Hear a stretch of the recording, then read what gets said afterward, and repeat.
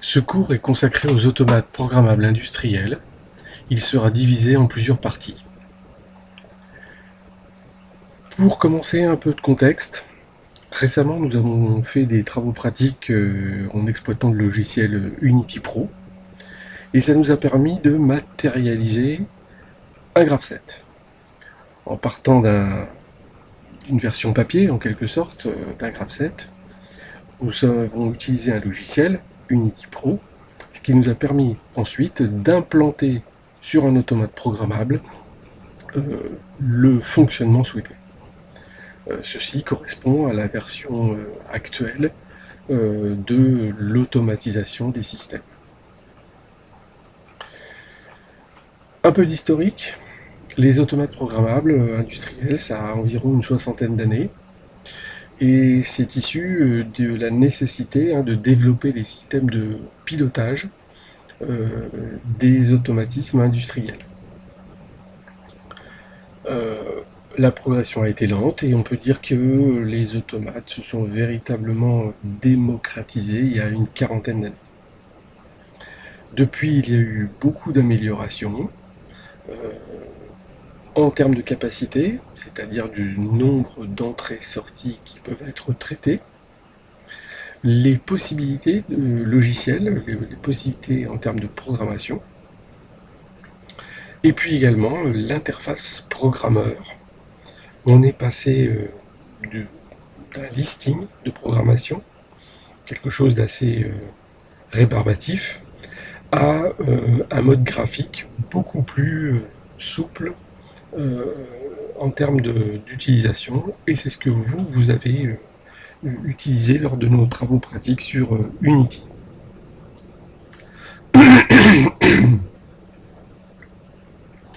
Alors, la situation dans le système technique, eh bien, un automate programmable, ça remplit essentiellement deux fonctions. Ces deux fonctions, c'est traiter de l'information et communiquer.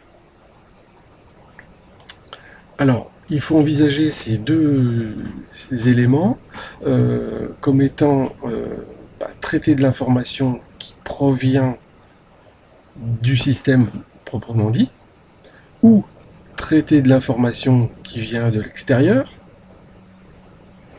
et puis fournir de l'information traitée au système à piloter, ou bien à l'extérieur.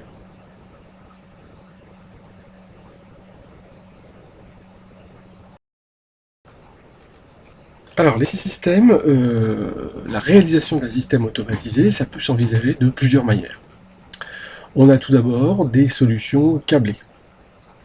Donc les solutions câblées, elles vont consister essentiellement à utiliser des composants et à les assembler en faisant un montage. On peut utiliser des relais qu'on connaît, qu'on a exploités notamment dans le TP sur l'appareillage. Donc ces relais, on va s'en servir en traduisant par exemple un graph-set sous forme d'équation logique, en utilisant largement la fonction mémoire, et en câblant tous ces éléments. Les séquenceurs représentent une amélioration du système précédent, notamment avec des notions d'activation et de désactivation qui se rapprochent du comportement du graph-set. On peut faire la même chose avec des éléments électroniques, mais ça se révèle assez peu adapté à un contexte industriel. Alors, ce qu'il faut retenir, c'est que ces solutions sont en perte de vitesse. En effet, elles ne répondent qu'à des cas très simples, et puis surtout, elles souffrent d'un manque d'évolutivité très important. En effet, modifier le système revient à modifier le câblage. Et puis on pourrait citer un coût plus important et un encombrement des systèmes également plus élevé. La deuxième solution, ce sont tout ce qui va être programmé. Alors là encore, on peut distinguer deux situations, ce qu'on va appeler des systèmes minimum qui sont là aussi peu adaptés au monde industriel, qui sont plutôt utilisés pour des grandes séries d'appareils. Et puis, l'appareil qui nous intéresse aujourd'hui, l'automate programmable industriel. Alors c'est une solution polyvalente qui va s'adapter aussi bien à des systèmes simples qu'à des systèmes très complexes.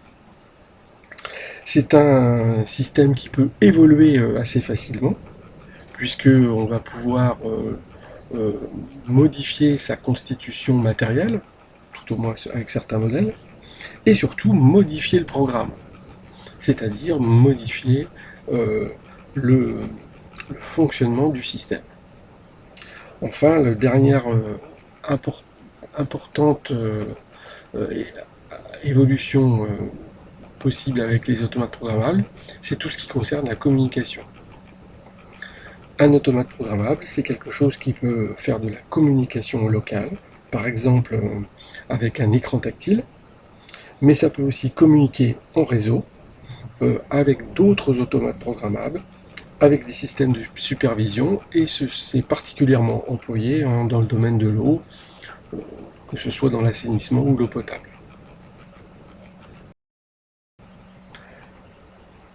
Un automate programmable, c'est donc un dispositif qu'on va rencontrer entre d'un côté des entrées et de l'autre des sorties.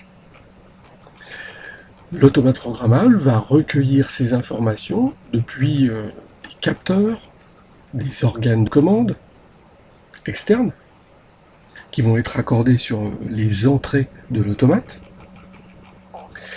L'automate, lui, va assurer le traitement de l'information. Attention, l'automate ne fait que suivre les instructions du programme établi. Il n'a aucune capacité à faire d'autres choix que ceux qu'on lui a demandé de faire. Il ne peut pas corriger d'éventuelles erreurs ou des oublis de programmation. Enfin, après le traitement des informations, il va élaborer des ordres, et ces ordres vont être transmis par exemple au préactionneur. Il peut également faire de la communication en direction de l'utilisateur. L'architecture d'un automate programmable peut répondre à deux grands types de matériel. On va rencontrer pour commencer les automates dits compacts. Alors ces automates, ce sont des modules de programmation, généralement de taille réduite, et dans lesquels on va rencontrer tout ce qui est nécessaire à son propre fonctionnement. Donc les entrées, les sorties, l'interface utilisateur, l'interface de programmation, tout est dans le même bloc. Alors ça permet de réaliser des automatismes généralement simples, et surtout il faut retenir que ce type de matériel est peu évolutif et que les capacités logicielles sont généralement limitées. L'autre type d'automate, c'est l'API modulaire. C'est celui que nous utilisons pour nos TP. Les modules sont répartis sur un ou plusieurs racks sur lesquels on va venir raccorder tous les éléments. Alors l'intérêt, c'est que c'est très évolutif et puis que on va pouvoir constituer son automate selon ses besoins. Alors vous avez ici un exemple d'un automate M340. On voit sur le côté le rack et puis les différents modules. Le premier module, celui de gauche, c'est l'alimentation. Le module suivant, c'est le processeur. C'est bien sûr deux modules indispensables au fonctionnement. Et puis les modules suivants, ceux qu'on voit sur la droite du système, eh bien ce sont les modules d'entrée-sortie qu'on va choisir selon les nécessités du système automatisé.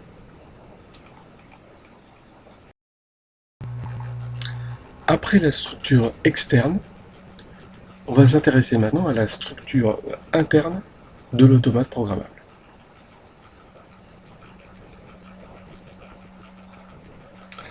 Alors, l'automate programmable, il est organisé autour de composants classiques de l'informatique. On va trouver des mémoires. Alors, je ne vais pas rentrer ici dans le rôle précis de ces mémoires, hein, mais disons que de façon synthétique, les mémoires assurent le stockage des données. On va rencontrer ensuite, ça c'est un peu spécifique, des interfaces d'entrée-sortie. C'est ce qui fait le lien entre l'extérieur et l'intérieur. On va rencontrer un microprocesseur qui assure le traitement numérique de l'information. Et puis, pour relier tout ça ensemble, un, ou on pourrait même dire des bus. Les bus assurent les liaisons entre les composants. Enfin, pour faire fonctionner tout ça, eh bien, il faut de l'énergie. Il y a donc une alimentation qui permet de faire fonctionner tous les éléments. Avant d'aller plus loin, un petit point sur la nature des informations qui vont être traitées par l'automate programmable. Un automate programmable, ça effectue des traitements numériques. À ce titre, ça veut dire que les informations qui peuvent être traitées sont de nature au maximum numérique. On trouve donc essentiellement de l'information sous la forme tout ou rien. De l'information tout ou rien, c'est-à-dire qu'on va avoir une information de type binaire, 0 ou 1. On peut également avoir de l'information numérique. Et cette information numérique, c'est un assemblage d'éléments binaires, dit aussi des bits. On va associer 8 éléments binaires pour former un octet.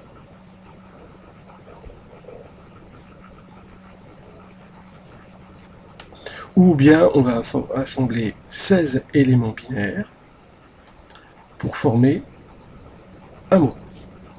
Et puis on peut aller plus loin, on peut former un double mot avec, par exemple, 32 informations binaires. Ceci fera l'objet d'un cours spécifique consacré aux informations numériques et à leur traitement.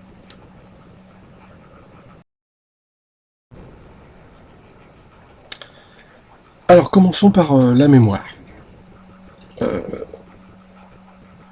Plusieurs choses à dire à ce sujet. D'une manière générale, on va rencontrer deux grandes natures de mémoire dans les systèmes informatiques et numériques. De la mémoire dite RAM, c'est de la mémoire qui stocke de l'information, mais de manière temporaire, de manière volatile. S'il n'y a plus d'alimentation, la mémoire RAM est effacée, irrémédiablement, elle est perdue. Et puis on va rencontrer de la mémoire de type ROM, avec différentes versions possibles. Et cette mémoire de type ROM, c'est de la mémoire qui est préservée en cas de manque d'alimentation. C'est le cas par exemple d'une clé USB ou d'une carte SD qu'on rencontre dans les appareils photo. La mémoire, elle est divisée en différentes zones. Chaque zone servant à un usage bien spécifique. Alors on va rencontrer, dans le cas d'un automate programmable, une zone réservée aux entrées-sorties. Cette zone, elle va permettre de recopier le contenu des interfaces d'entrée et de sortie, et donc elle va permettre au processeur d'aller chercher de l'information directement dans la mémoire. Donc, soit d'aller en lire ou d'en écrire. L'organisation de cette zone d'entrée-sortie, elle dépend bien sûr de la nature des entrées-sorties, tout ou rien, ou analogique par exemple. Autre zone, c'est la zone programme. Lorsque vous créez un graph-set, eh bien, ce graph-set est compilé, c'est-à-dire traduit dans ce que comprend pour que le processeur puisse interpréter ce que l'on souhaite faire, et donc c'est stocké à un endroit de la mémoire. Alors, attention, le programme, lui, il doit être sauvegardé, préservé. C'est-à-dire que si on coupe l'alimentation, il faut que votre programme reste quelque part dans la mémoire non volatile de l'automate. Il y a donc des mécanismes de recopie automatique, de sauvegarde automatique dans des zones réservées qui ne souffrent pas du manque de courant. Une zone calcul. Alors cette zone calcul, elle va permettre de traiter en temps réel tout un tas d'informations relatives au fonctionnement même de l'automate.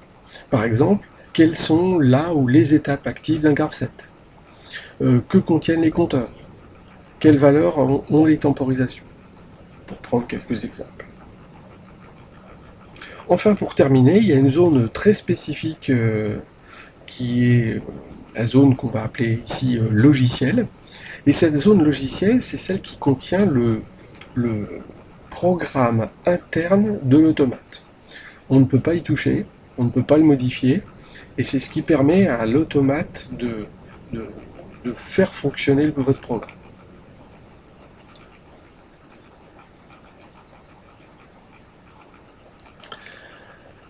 Le microprocesseur. Alors le microprocesseur, c'est bien sûr la partie intelligente de l'automate programmable. C'est lui qui va organiser tout le fonctionnement de l'automate. Il a deux grands rôles. Le premier, c'est de décoder les instructions. Alors c'est totalement transparent pour l'utilisateur, il vient chercher ses instructions dans la mémoire et il les décompose pour pouvoir ensuite les exécuter. Il y a des grands types de mémoire Je recommence. Il y a des grands types d'instructions qu'on rencontre quels que soient les constituants. Des instructions de transfert, donc qui vont permettre de lire ou d'écrire dans la mémoire. Des instructions de type logique, les fonctions et, les fonctions ou. Des instructions de type mathématique, addition, multiplication, essentiellement. Et puis des instructions de décalage. On essaiera de voir toutes ces instructions de manière très synthétique dans le cadre d'un cours consacré plus spécifiquement au numérique. Les interfaces d'entrée-sortie. Alors, elles ont plusieurs rôles. Le premier rôle, c'est d'adapter les signaux électriques. Alors en effet, à l'extérieur de l'automate, on va utiliser des niveaux de tension qui sont compatibles avec le matériel industriel. Par exemple, les entrées d'un automate sont couramment en 24 volts. Les liaisons entre les capteurs analogiques se font en 420 mA. Mais à l'intérieur de l'automate, on fonctionne avec des niveaux de tension beaucoup plus faibles, 5 volts voire moins. Il faut donc adapter les niveaux de tension. Le deuxième rôle de l'interface, c'est de créer une isolation entre l'extérieur et l'intérieur. Ça permet, en cas de défaut électrique, de ne pas affecter le fonctionnement de l'automate. Et c'est très important pour la fiabilité du fonctionnement. Enfin, le dernier rôle des interfaces, c'est de s'assurer que chaque entrée, chaque sortie va disposer d'un code d'identification unique qui permettra d'effectuer la programmation de manière certaine, c'est-à-dire de ne pas risquer de se tromper d'entrée ou de sortie. Enfin, pour terminer les alimentations, comme ça a été dit précédemment, les alimentations assurent le fonctionnement interne des composants, c'est leur rôle essentiel. Et puis le deuxième rôle, c'est de disposer d'une alimentation spécifique destinée aux entrées tutorial, c'est ce qu'on appelle l'alimentation des capteurs, Et nous verrons ça dans la partie suivante qui va être consacrée à la mise en œuvre des entrées et des sorties.